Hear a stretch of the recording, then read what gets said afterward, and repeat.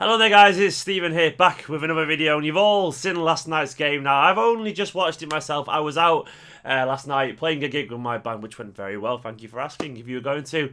But yes, you've all read about it, you've all seen the match reports, you've all seen the goals, you've all analysed it, done the Twitter debates and all that kind of stuff. And in general, I want to talk about one person today, Sergio Aguero. We'll get to him in a second, but I just want to say generically, great game, great performance, full of dynamism. It struck me watching that game how much flair we had, how much pace we had. And I only sat and watched it this morning, and I was probably in a privileged position to be emotionally unattached from it because I already knew the score. It's quite cathartic watching a game knowing what's going to happen, so you don't stress about it, and you see maybe with slightly clearer eyes because you're not biased by any emotional judgment at the time.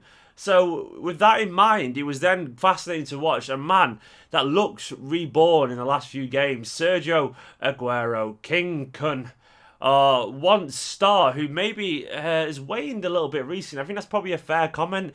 But last night was the rebirth of a man that doesn't probably need to be reborn. He's still a wonderful talent. I thought Sergio was fantastic. I'm going to run through a load of points why he was so impressive last night. Because I think there's a lot to talk about. The main place to start has to be his work rate. Now, Sergio has been accused of being a little bit lazy in the past, and I think it's taken, obviously, Gabriel Jesus to maybe shake him out of that slumber a little bit. His work rate was phenomenal. He was chasing down Huddersfield players, he was pressing from the front, and he was also chasing back and winning the passes that he'd lost himself. There was one moment in about 65 minutes in where the game was already long won, and he went on a run, driving at the heart of the defence, and he lost the ball, but it was the reaction to that impressed me the most. He first chased the first player, then when that player passed on, he then chased back to the other Huddersfield player, running 30 yards to his left and closed down a clearance, which led to City winning the ball back over again. And it was that kind of little attention to detail. I saw Guardiola on the sidelines there, standing up and applauding his work rate and his desire. And it was fantastic to see. It's something that maybe that has been missing from his game recently. Maybe it's something that went to this kind of wayside a little bit under Pellegrini, who maybe was just kind of content for him to stand there and score goals. But that was the Aguero that joined City a few years back. That was that young, sprightly Aguero full of pace and desire. And it was good to see. He even looked fast again.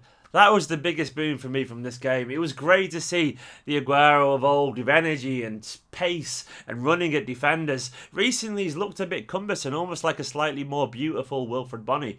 He looked slow in possession, he looked like the ball was running away from him constantly, and he didn't have that same turn of pace. But it goes to show you that football is mostly in your head.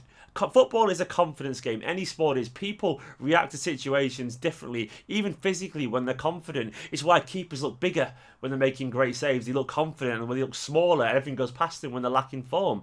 It's the same with strikers and same with outfield players in general. They look sharper, they look faster when they've scored a goal. They look more alive. And it's the same when you play five-a-side football as well. You get that boost of energy, adrenaline gets you going, and you react to things quicker to those around you when you've scored a goal. You're in a good moment. And Aguero, last night, he looked like that. He looked faster, he looked sharper, still maybe not lightning quick like Sane was, but he looked a lot faster than he did 2 or 3 weeks ago, put it that way. And that's what will stand him in the good stead. That is the Aguero that we all know. I was also really impressed as well with his versatility. That was also another trait we saw of the Aguero Atletico and in his early days at Manchester City. He was switching places a lot more. I remember one spell in particular where he drifted out to the left and Sane was cutting in through the middle. And he showed a greater understanding maybe what Pep wants from him, that complete forward with a complete interaction across the front three. Sterling, Sane, Aguero, all interchanging positions, and the attack as a result looked a lot more fluent. It looked a lot less predictable. It must have been a nightmare for Huddersfield defenders to try and defend against, and it's something that we definitely need to see more of, and something that obviously Gabriel Jesus is very adept at. But there's no reason Aguero can't do it himself. He's done it before.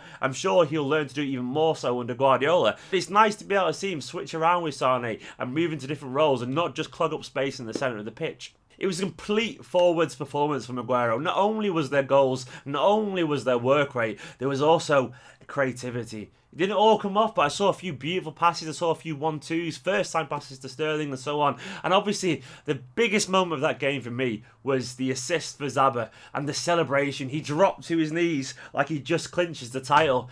And I got goosebumps watching it, even though I'd already know the score, or even though I'd already known that he was going to set up Zaba. I watched it and I just thought, oh, that is a man who loves this club. Do not question his desire. Do not question his love for this club, because that meant a lot to him. That meant to him more than any goal last night. And it's because maybe it was a part of a game that he's been criticised for, and it was his own work rate and tenacity to get the second ball that created that chance for Zaba. And that is a big part of any Guardiola forward. And he showed it against Monaco, he showed it against West Brom as well, and against Barcelona this season, that he can be the complete forward that can assist goals, that can create, that can get forward. And if he keeps that up, well, Gabriel's going to have a hard time trying to get back into the team too.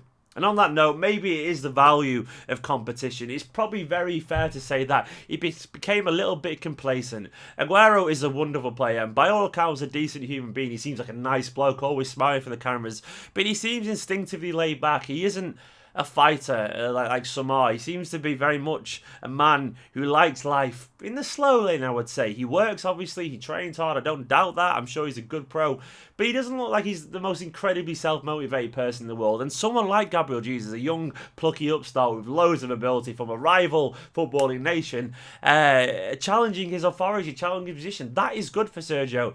He needs that kick up the arse. I think everyone needs that kick up the arse sometimes. Doesn't matter how good you are. Only a few people can be truly self-motivated without any form of competition. Some people do it automatically. Ronaldo, your Messis. These players are just...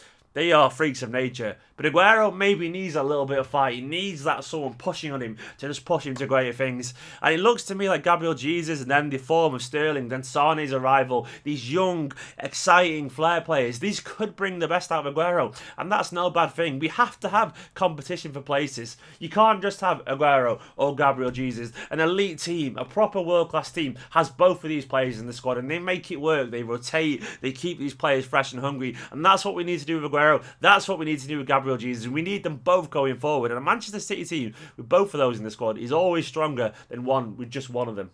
Aguero is a special player. Too many people have given up on him already, too quickly. Look at Yaya Toure. About a year ago, we would have written him off, and now he seems almost undroppable under Guardiola. If you can do that to 30-plus Yaya Toure, who's had far too much cake, and in general, well, now he's got himself fit again. Fair play to him. But in general, looked a little bit lazy, a little bit lethargic the past years. And that's putting it kindly. If you can do that to Yaya, what can you do to 28-year-old Sergio Aguero? A man blessed with ability. Some players take a little bit longer to adapt to a system.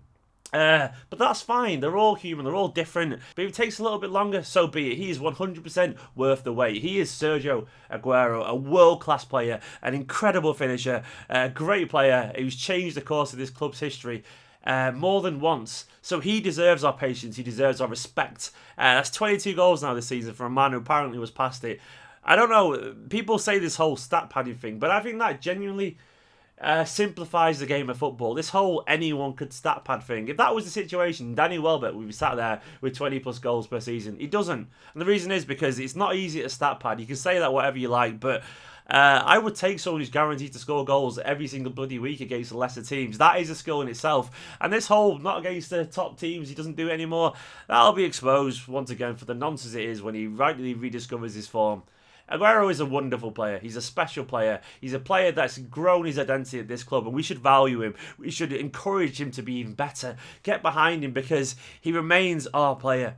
Don't give up on him so quickly. Do not do that because we'd only regret it. I hope to see him around City for many years to come. I hope he's there teaching Gabriel Jesus. I hope he's teaching these players. And I hope when he's around 30 years, 31, 32, he's strolling off into the Argentinian sunset for Independiente or wherever he wants to go like that.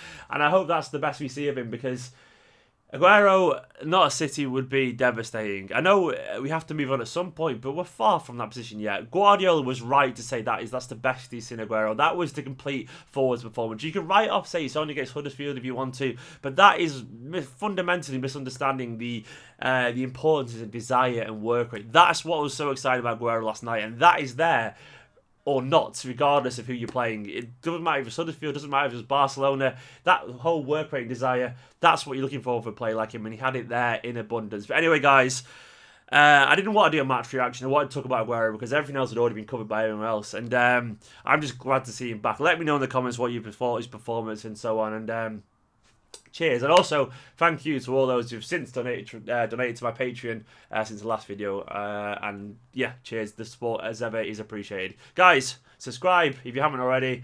Drop a big thumbs up. and I will see you for the preview for the Sunderland game. See you later.